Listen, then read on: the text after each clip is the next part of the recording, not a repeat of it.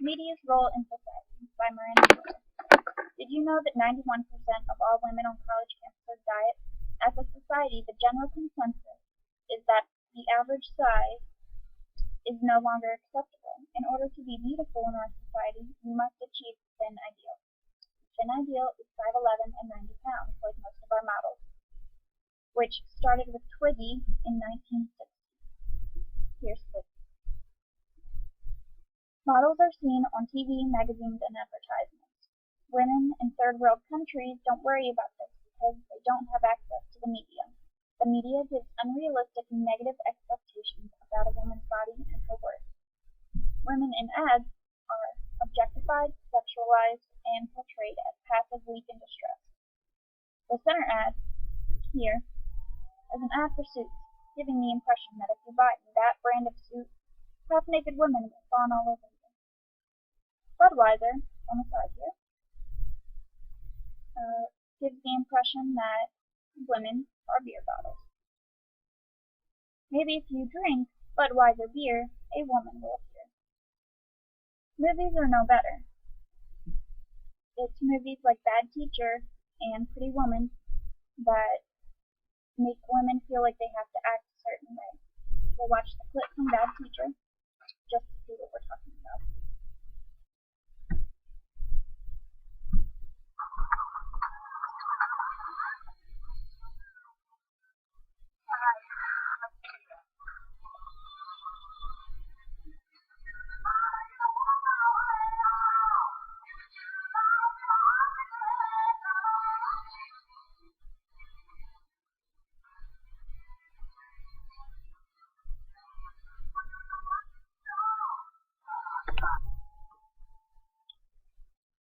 Music is another form of media that causes unrealistic views of women.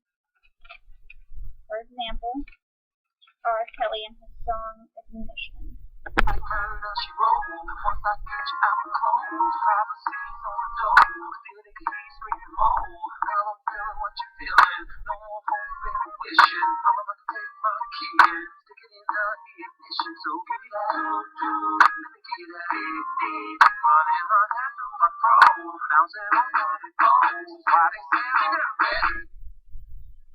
And here's some Webby.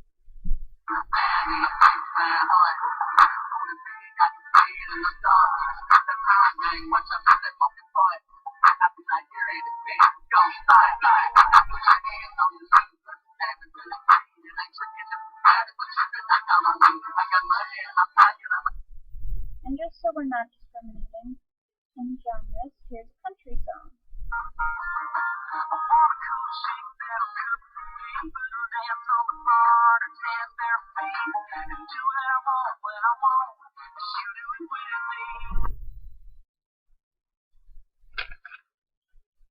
So, in R. Kelly's song, it makes the insinuation that a woman is a car, and in Webby's song, it shows that money can be thrown at women and they'll do pretty much whatever you want. And then Keith Urban just talked about wanting a woman who's going to cook, clean, and do whatever he wants. These are unrealistic expectations of women. Because of the scenes women are depicted in, they're very critical of themselves. They think they should be able to fit in a size 0 and twerk. Dove has one campaign that lacked diversity but tried to determine what real beauty was. We'll watch it. I'm a forensic artist.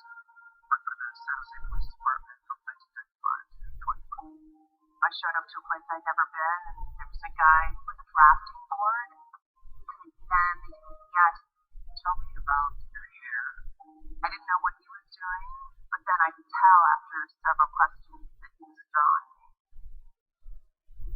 Tell me about your chin. It kind of protrudes a little bit, especially when I laugh. Your jaw? My mom told me I had a big jaw. What would be your most prominent feature? I have a fat, rounded face. The older I've gotten, the more freckles I've gotten. I'd say I have a pretty big forehead. Once I get a sketch, I say thank you very much, and then they leave. I don't see it. before the sketch was to get friendly with this other woman, Chloe. Today I'm going to ask you some questions about a person you met earlier, and I'm going to ask you some general questions about their face. She was thin, you could see her cheekbones. And her chin, it was a nice, thin chin.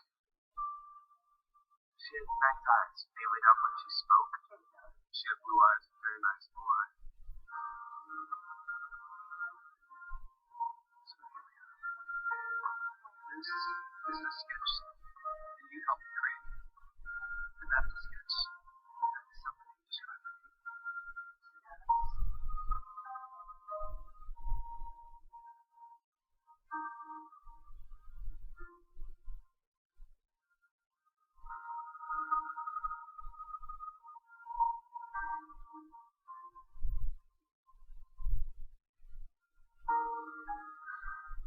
Their reactions are so She looks closed off and sadder. Sadder, too. The second one looks more open, friendly, happy. I should be more grateful of my natural beauty. It impacts choices in friends that we make, jobs we apply for, how we treat our children. It impacts everything. Couldn't be more critical to your happiness. Do you think you're more beautiful than you say?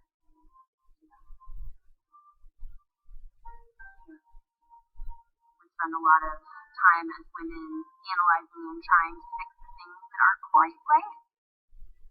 And we should spend more time appreciating the things that do like.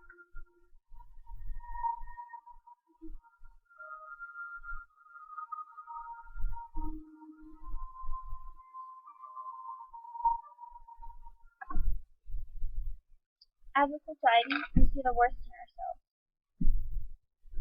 Here's an up-close clip of what the one lady thought she looked like, and then what she actually looks like to other people. What a stranger sees is not what we see in ourselves, because we see the worst of ourselves. So we're trying to fix it with makeup and dieting, exercise, and pills, but this only makes things worse.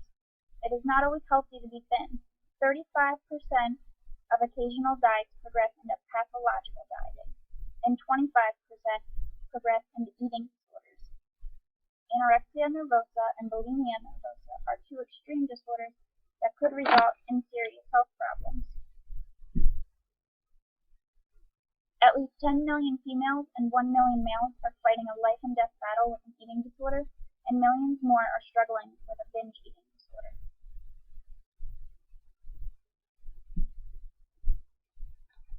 Some women resort to pills or diet aids to reach the thin ideal. In addition to pills, there are also protein powders, shakes, or food bars.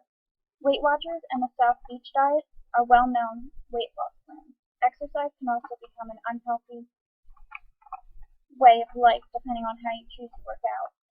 To counteract the media, authors are taking a stand. Now there are several books with strong, independent heroines. Currently, Divergent and The Hunger Games are drawing attention to how women are seen. Jennifer Lawrence is also standing up for girls. She is quoted saying, "In Hollywood, I'm a beast. I'm considered a fat actress.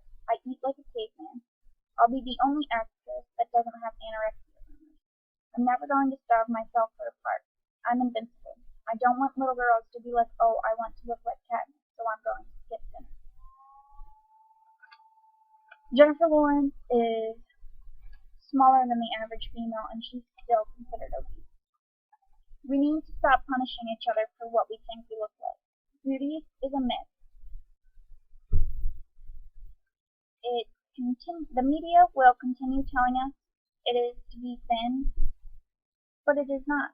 And Ryle states that there is no universal and real measure of what beauty is, because different cultures and historical time periods have completely different and often contradictory ideas about what makes someone beautiful.